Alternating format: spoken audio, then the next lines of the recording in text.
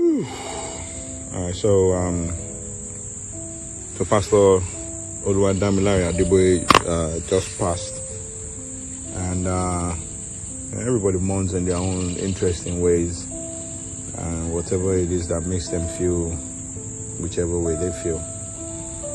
But so I get asked all sorts of questions, first people trying to do interview, and I was even asked to write a tribute, and I don't really know exactly what to put in the tribute because there's just too much.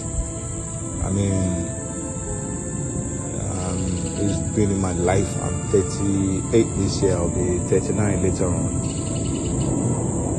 It's been everything, even the aircraft that is flying above us. My first every experience has been there. Every single experience we've done it, we've had it together. We went to the same schools, nursery and primary school, staff nursery and primary school, Unilag. We were in Command Secondary School Ibadan together. Even when he was leaving, once we got the hint that he was going to go to England to continue, I used to joke with him that if he doesn't take me along, his plane will crash. I mean, he had to report me to Dad. That's the only way we could actually eventually get me to go to England as well. Even in England, we went to the same school.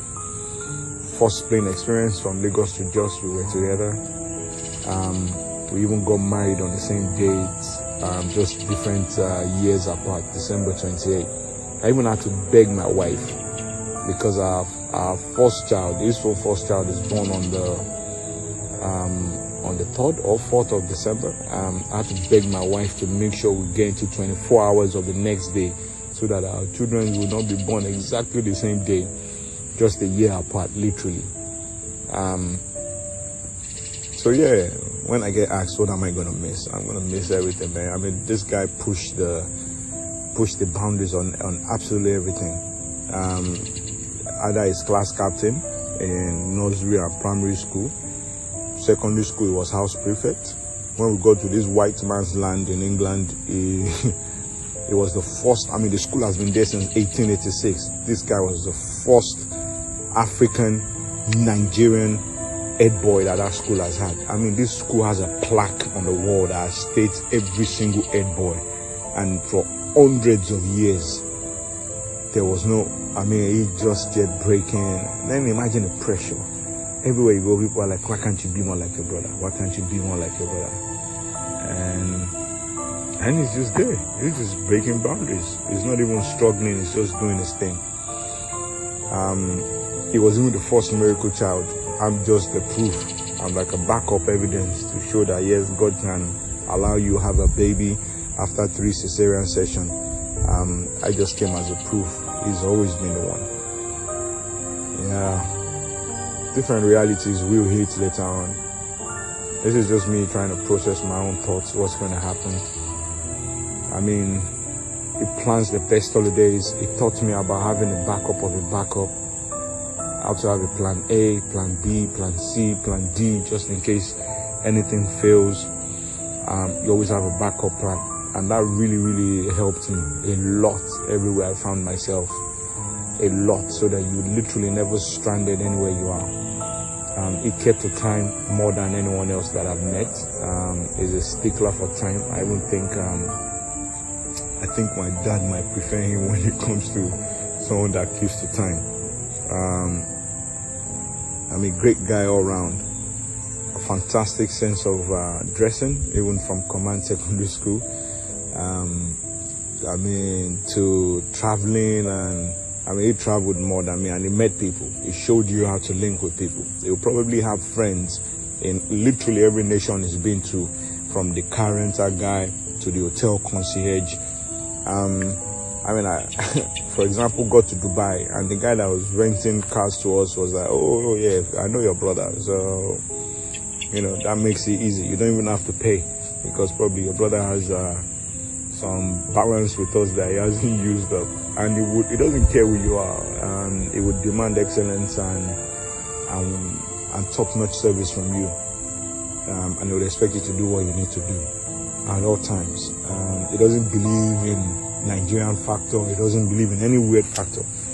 It believes in God's factor. So you have to do things properly and do it right. I had a conversation with my wife already. I have 3 daughters. But now Pastor D is gone to, he's ended his own race and gone to be with God. And I have 6 children in total. So his own children become mine as well. That's can't even question that. And then of course, try my best to be there for them in everything, from recitals in school, whatever it is that they're doing, performances, sports day, every single event, holidays, medical checkups, whatever it is.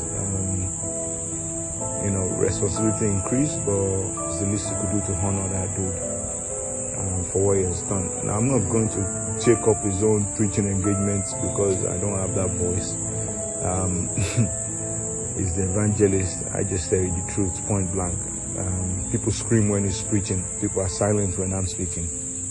Because I hit you with the truth, and it's nothing but the truth, so help me God. And people don't like truth, so it takes a while for them to swallow it, so maybe that's why they're silent.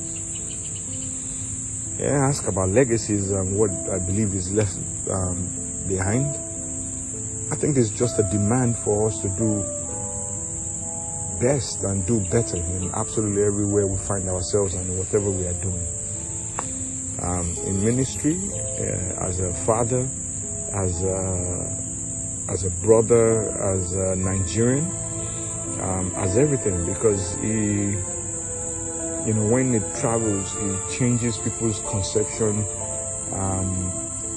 of who Africans or Nigerians are, because it doesn't believe that you should be. If someone created a stereotype, his own assignment is to change it for the better.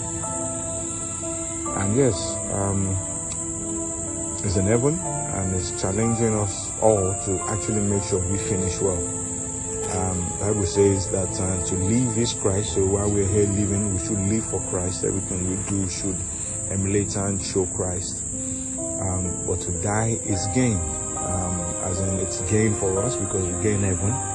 But if you tweak that is and put an H in front, is as in Christ is gain for him to gain a soul. So in as much as possible, we shouldn't make it a solo ride.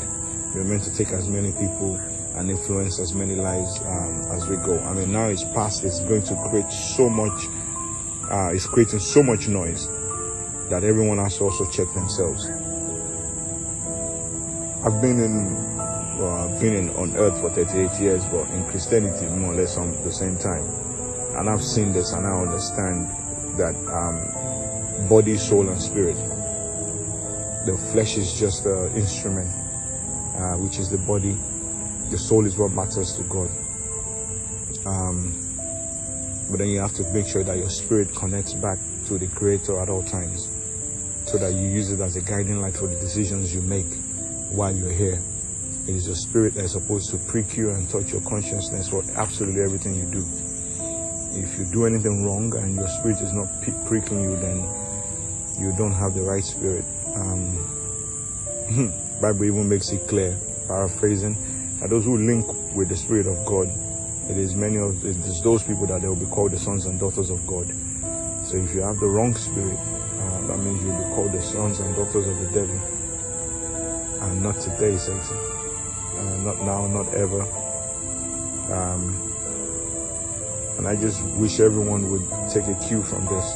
It is not how long, it is how well, and then anybody can go at any time. And for whoever, young adults, ministry or not ministry, just generally anyone, I think we should live our lives on a day-to-day basis, believing that that day might be our last.